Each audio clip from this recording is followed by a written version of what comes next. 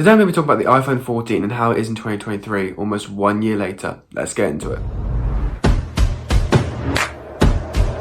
So first things first, I'd have to say is definitely that the iPhone 14 and 13 are so similar that you can't even tell the differences. If we look at the specs on apple.com, you will find that these phones are pretty much the same. Now, these phones have the same processor, which is kind of crazy because Apple had never done this in the past, and obviously they're trying to move forward with a new direction. They're trying to make sure that the iPhone has a different processor to the iPhone Pros. Now, this is obviously fine for future years because it won't be the same chip, but there was just this one awkward year where it was all the same and nothing could be done about it because they couldn't release a new chip and put it into the old phone. So they had to make sure that there was one stale year where they had the chip that was not the same as the current gen Pros. Now this makes it difficult if you're wanting to buy a new phone. If you're wanting to buy an iPhone 14 but you don't really have the money to, you can get an iPhone 13 and it will be the same. You'll most likely just lose out on that 1 year of support because Apple will be having to push for more support because the iPhone 14 is a newer phone. It is worth mentioning that the iPhone 14 might not get the same support as the iPhone 14 Pros.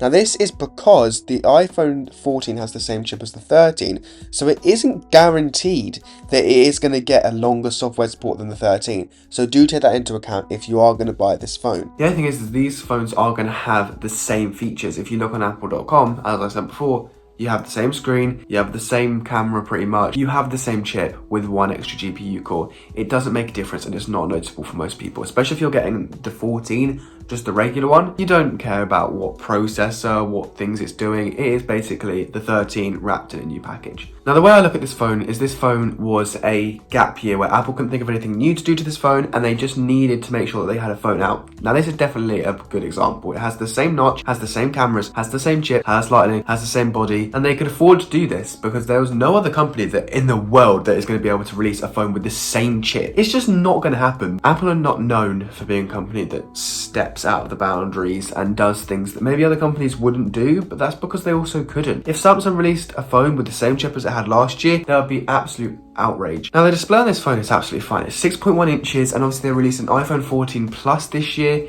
And it is a really nice phone. It is a good size. I like the screen. It's bright. It's not dim. It's fine and light. You will honestly not notice it. So I personally think that if you are going to go for a new phone, that you should always look at what you're getting it for. Now for me, I like a big screen and that's why I go for the 14 Plus if I was going for that.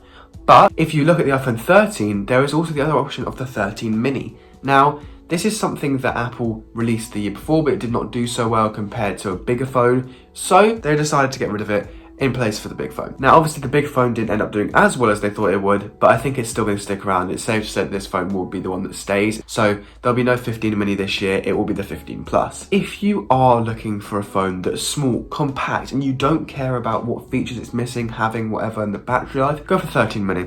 It's going to be the cheapest phone out of all of them and you will not have to worry about having to pay more for basically the same phone. If you're like me, you just want a new phone that has the new branding and is under the name of 14, so you can assure that you have the latest phone for if there's any issues, anything needs to be fixed, new software updates, you are guaranteed to have those features.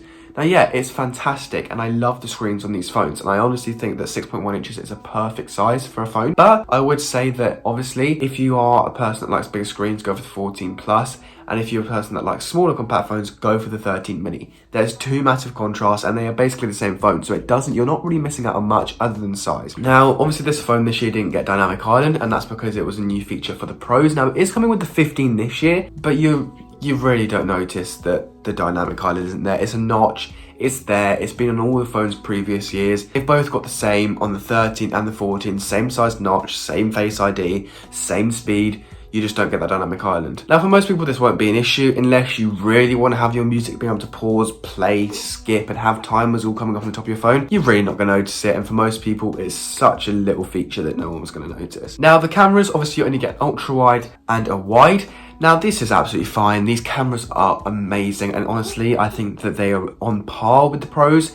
I don't really think you're going to notice that there's not that 48 megapixel camera because it honestly isn't that big of a difference because all the photos have been down to 12 megapixels anyway. So don't even be worrying about that if you think you're going to use the telephoto because you're not going to notice. Most people aren't going to notice if their cameras are wide or an ultra wide. They're just going to want to take the photo, have those memories, have it stored on the phone. And for most people that is absolutely fine. Videos are absolutely fine on this phone and that is honestly one of the main reasons why people get these.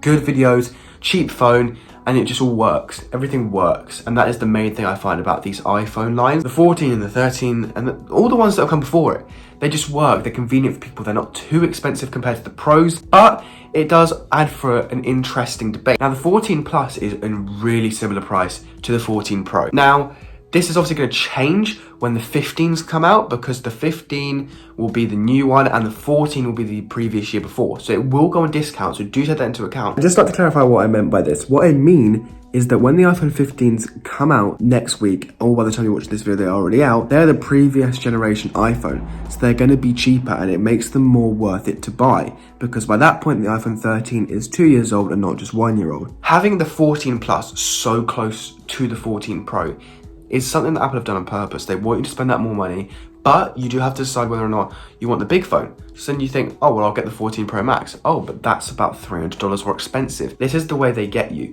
So if you do want that big phone, honestly, I'd recommend just stick with the 14 Plus. With the Pro, you're gonna get less battery life, you're gonna get a smaller package, but you do gain that telephoto camera, that frosted glass back, and I guess the dynamic island if you're really that fussed about it. Now, do take into account that these phones are going to be going on discount, and by the time this video comes out, it will be about a couple days away from the event. So just take into account, if you are going to buy a 14, wait until the 15s are out so you can get that discounted price. I would also like to mention that the battery life on the iPhone 14, like the normal one, not the Plus, is pretty mediocre. Like, look at the battery health on this phone. This phone has only been used for about 10 months now, and it's already low on battery health. It already doesn't get through the day, and it's struggling. Now, honestly, the screen time is pretty good on this phone, like, you know, without topping it up, and that is just with social media use and not much camera use. But when you start to use the camera, you start to use all these different social medias, and you're just kind of using the phone for games and sort of using it for a lot of stuff, the battery will start to tank.